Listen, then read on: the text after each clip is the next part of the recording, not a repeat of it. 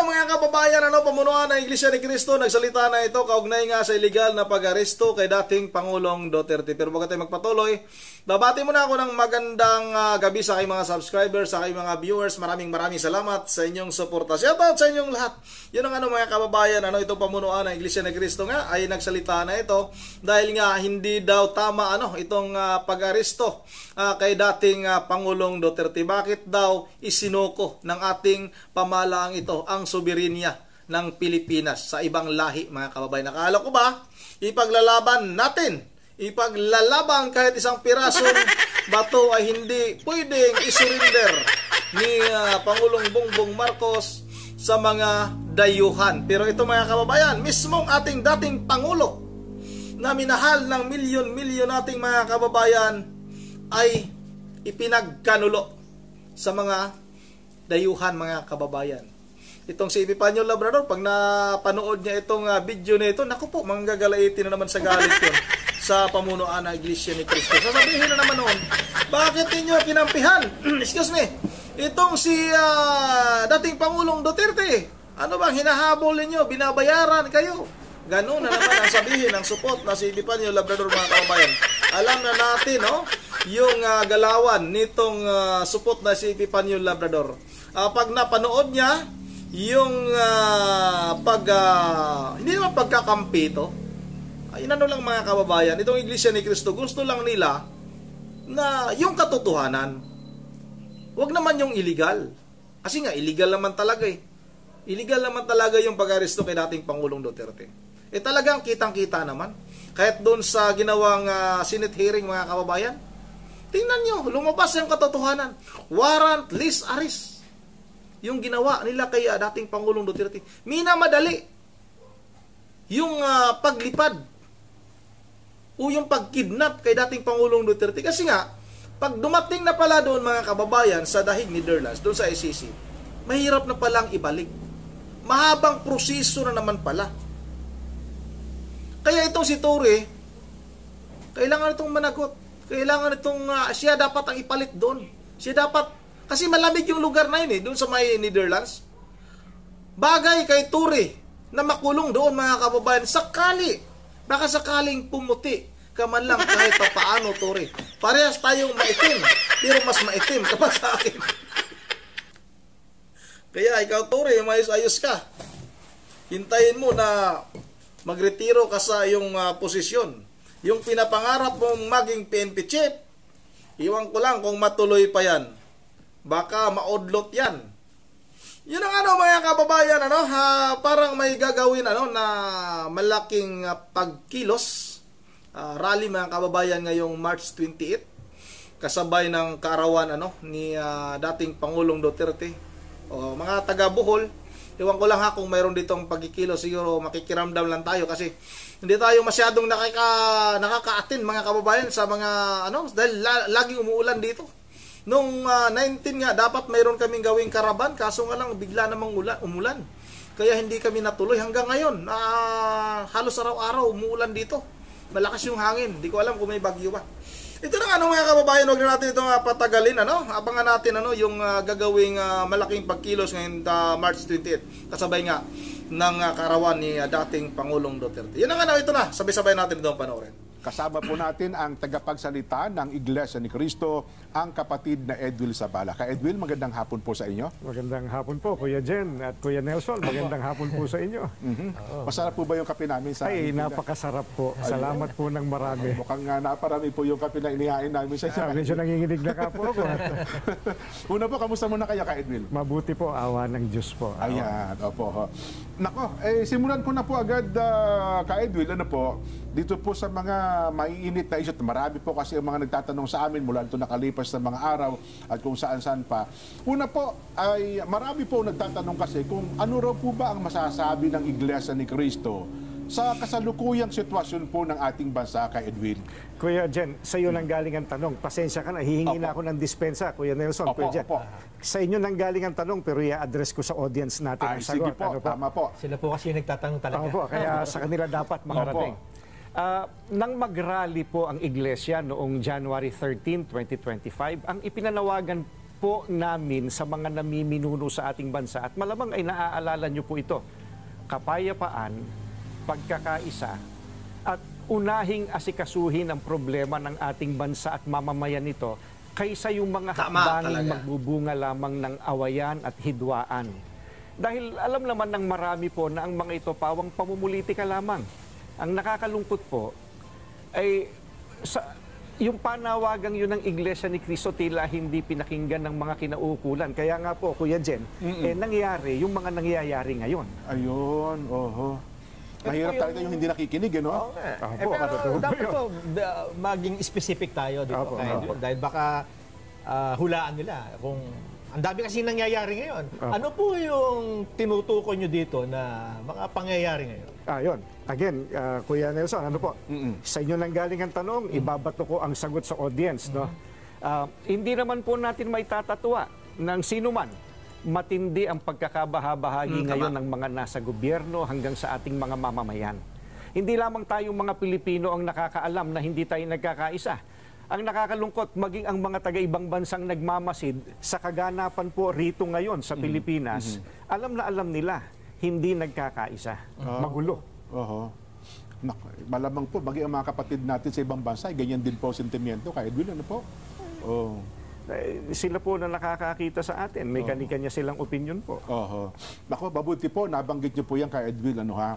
Ngayon po, ano po ba ang posisyon ng Iglesia ni Cristo sa usapin tungkol po sa dating Pangulong Rodrigo Duterte? Ayan po, we come to the crux of the matter. Yes po, opo. Para po sa mga kababayan po natin, ang posisyon po ng Iglesia ni Cristo ay ito. Tama. Kung ano ang tama at kung ano ang nasa mga batas natin, yun sana ang dapat pairalin. Huwag po itong pilipitin para umayon sa nais ng sinuman. Hindi po sumasang-ayon ng Iglesia sa anumang hakbangin na hindi naaayon sa mga batas ng ating bansa. Sapagkat ang batas po ang salalayang nagpapanatili ng kaayusan sa ating bansa. Kapag ang batas ay binaliwala, ay nagbubunga ito ng kaguluhan, hidwaan at kawalang hustisya. Alam niyo po iyan. Sino mang Pilipino o mamamayan ng ating bansa na may ginawang paglabag sa ating mga batas, dito dapat litisin sa ating bansa. Bakit po? Sapagkat gumagana naman ang sistema ng ating hustisya. Hindi po natin sinasabing wag litisin ang dating Pangulo sa mga iniaakusa laban sa kanya. Ang saganang amin po, nagtitiwala ang Iglesia ni Cristo sa integridad at kakayahan ng hudikatura para pagpasyahan ng ganitong bagay at usapin.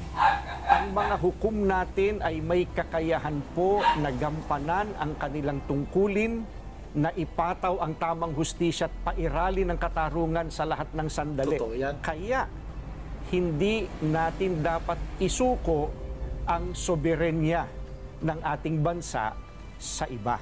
Yan po ang posisyon natin. Ayun, malinaw na malinaw. Ano ha? So, Nelson, wala palang kinalaman sa rally. Kung ano mang pagkilos. Kung ano mang pagkilos sa kasabay ng kaarawan ng dating Pangulong Rodrigo Duterte. Hindi ito wala po. Kung ano ang batas, yun dapat na umiral. Sa kasalukuyan pong pangyayari. At dapat po ay dito, litisin sa ating bansa. Ano ha? Kaya Edwin, meron pa po ba kayo gustong idagdag sa mga nabanggit pa po ninyo? Gusto ko lang po sabihin, masarap yung kape. Huwag ko kayo madadala na imbitahan uli kami at makapagkape po rito kasama ninyo. Maraming salamat po sa inyo sa pagkakataong ito. Ayan, maraming. Okay lang alam mga kababayan, tama din naman talaga. Bakit hinayaan ng administrasyong ito, lalong-lalo na itong si Pangulong Bongbong Marcos. Bakit hinayaan niya na pahiya tayo sa buong mundo? Dahil parang pinapakita lang natin mga kababayan na napakahina natin. Wala tayong kakayahan. Tuloy, yung mga OFW, yung mga nagtatrabaho sa ibang bansa, mas lalo pang bumababa yung tingin sa atin ng mga dayuhan. Kasi nga, mismong itong ating administrasyong ito, yung soberanya natin, ay isinuko na. Akala ko ba, ipaglalaban, kahit isang pirasong bato, ay hindi natin isuko sa ibang mga lahi. Yung natatamaan lagi nitong si Marcos na ito, ang China. Samantalang ang laki ng ambag ng mga Chinese dito sa ating bansa. O yung mga galit sa China, yung mga galit sa mga inchik. Huwag na kayo pumasok sa mga mall. Katulad ng SM. O, sino may-ari ng SM? Mga inchik. Sino may-ari ng Robinson? Inchik. Di ba? O, wag na kayo pumasok sa mga yan. Wag na kayong bumili ng mga gamit ng made in China, nang galing sa China. Kasi nga, galit tayo sa China eh. Dapat i-boycott natin lahat ng kanilang produkto. Ginagamit lang kasi yung issue na ganyan eh. Yung pumapabor sa China. Maraming pong salamat ka Edwin, ang tagapagsalita po ng Iglesia ni Cristo. Magbabalik pa po ang saganang Bagamat may mga natuwa dun sa hearing kahapon dyan sa Senado, meron din namang hindi nasiyahan, di ba?